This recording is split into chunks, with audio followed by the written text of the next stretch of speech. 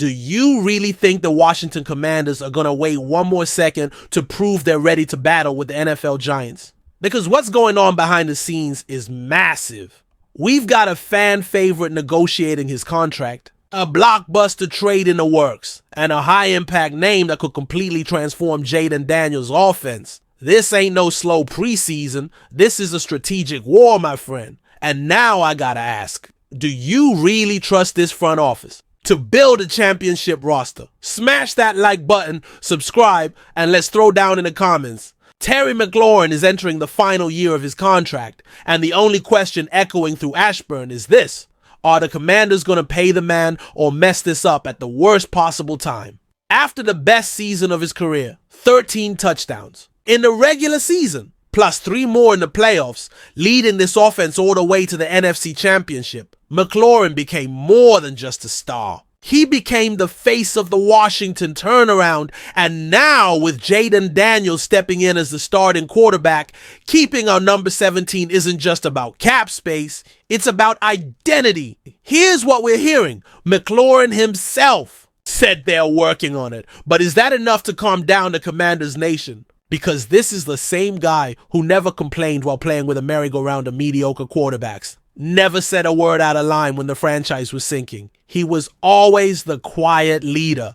But now it's time for Washington to speak up for him. Dan Quinn and Adam Peters get it. And more importantly, they know losing McLaurin now would be a strategic disaster. The guy doesn't just produce on the field. He holds that locker room together. He's the voice, the morale booster, the guy who plays with the fans' heart. And if this front office is serious about building a contender around Jaden Daniels, it has to start with stability, with trust, with leaders. Here's the key point. Washington needs to lock in this deal before training camp. If McLaurin misses, reps do the contract talks, the offensive prep with Jaden gets wrecked. Daniels needs 17 on the field, correcting routes, reading coverages, building chemistry. You can't fake leadership. You can't build chemistry last minute. Let's talk numbers. Back in 2022, he signed a 3-year deal worth up to $70 million now. With the market hotter than ever, keeping McLaurin is going to cost more than $25 million a year, easy. And you ask me, is it worth it? I say it's worth every penny.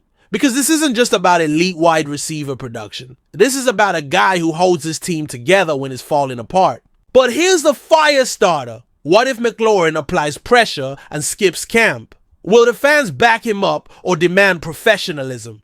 Who's going to be more Commanders in that moment? The front office or our captain? And hold on, because what's coming next involves a potential trade that could shake up our entire defense. Do you want a front seven that commands respect? Or another season of watching opposing running backs throw a picnic in the middle of our defensive line?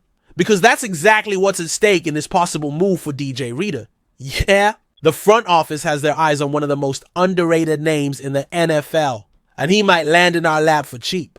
With Jonathan Allen out, Chase Young already a memory, and Dante Fowler Jr. getting paid elsewhere, our defense needs size, experience, and grit in the trenches. Javon Kinlaw came in, sure, but let's be honest. Nobody knows if he can hold up as a starter. That's where Reader comes in. The guy's a bulldozer against the run. He doesn't need highlight reels. He eats up 2 blockers, clears the way for Darren Payne to wreck shop, and turns Dan Quinn's D-line into a wall.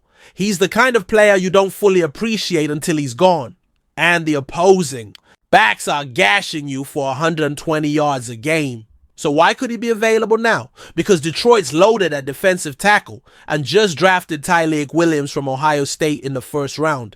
Reader's contract is expiring. He's already 30 and he's expensive. For the Lions, it makes sense to move on. And for us, it makes total sense to take him on for a year, especially if all it costs is a 4th round pick. Now picture this, a rotation of Reader, Kinlaw, and Payne. 3 different body types. 3 physical monsters. That gives Dan Quinn the freedom to rotate bodies, stay fresh in the 4th quarter, and throw off offensive lines all game. And that has ripple effects. It helps the secondary, the pass rush, even time of possession, because dominant defense controls the clock.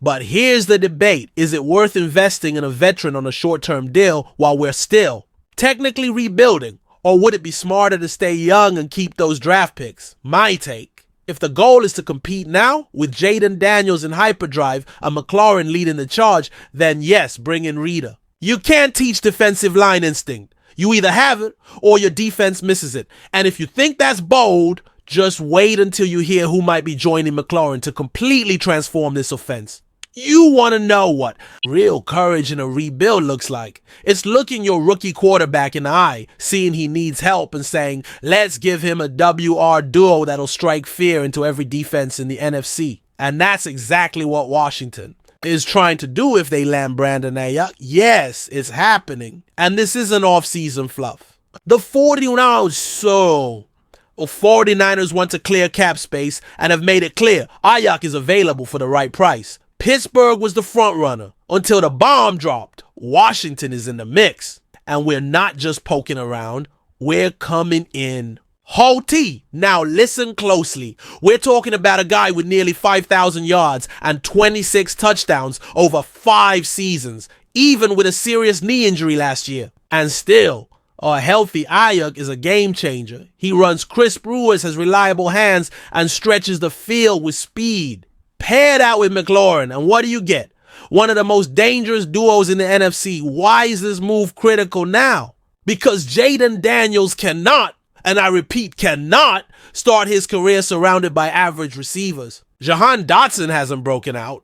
Luke McCaffrey's got potential, but he's raw. Damiere Byrd, let's be honest, he's just depth. McLaurin alone isn't enough. If you want to fast-track Daniels' development, you have to surround him with talent. Even more than that, bringing in Aiyuk sends a loud message. This isn't a slow rebuild. This is a compete now rebuild. It's telling the fans we're not waiting 3 years to be relevant. We want playoffs in 2025. Now let's talk cost. Aiyuk will need a big extension, likely $25 to $28 million per season, and a second-round pick to get the deal done. Is it worth it? If you ask me, it's worth every dollar. Elite wideouts in their prime, ready to produce day one, don't hit the market often. And if you want to protect the Jaden Daniels investment, the best way is to give him weapons, not throw him into the fire with a broken offense. But here's the debate brewing in the stands. Is it too risky to go after a guy still rehabbing a major injury?